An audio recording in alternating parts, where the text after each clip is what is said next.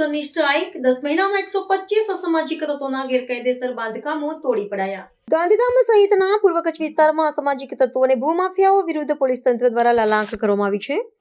પૂર્વ કચ્છ પોલીસ અધિક્ષક સાગર બાગમારાના માર્ગદર્શન હેઠળ ગત વર્ષે માર્ચ 2025માં શરૂ કરાયેલી 100 કલાકની વિશેષ ઝુંબેશ બાદ પણ બુલડોઝરની કાર્યવાહી વણથંભી ચાલુ રહી છે।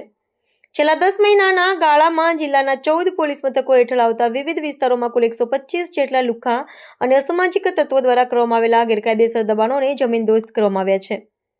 પોલીસની આ કડક કાર્યવાહીમાં ખાસ કરીને ખૂનની કોશિશ, શરીર સંબંધી ગંભીર ગુનાઓ તેમજ દારૂની હેરાફેરી અને નશીલા દ્રવ્યોના વેપાર સાથે સંકળાયેલા રીઢા ગુનેગારોને નિશાન બનાવવામાં આવ્યા છે। અસામાજિક તત્વોએ સરકારી જમીનો પર ખડકી દીધેલા આલિશાન ફાર્મ હાઉસ, રહેણાંક મકાનો, દુકાનો અને વ્યાપારી બાંધકામો પર પ્રશાસને બુલડોઝર ફેરવી દીધું છે। આ અભિયાન દ્વારા ગુનેગારોમાં ફફડાટ વ્યાપી ગયો છે અને કાયદાનું શાસન વધુ મજબૂત બન્યું હોવાનું પ્રતીત થાય છે।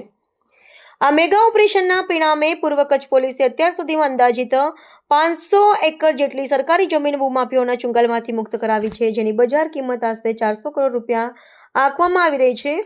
પોલીસ તંત્રની આ સતત ચાલતી કાર્યવાહીનો મુખ્ય હેતુ જિલ્લામાં શાંતિ અને સલામતી જાળવવાની સાથે ગુનાખોરીને જડમૂળથી ઉખેડી નાખવાનો છે। આગામી સમયમાં પણ સાર્વજનિક મિલકતો પરના દબાણો હટાવવાની પ્રક્રિયા વધુ વેગવંતી બનાવવામાં આવશે તેવા સંકેતો પ્રાપ્ત થયા છે।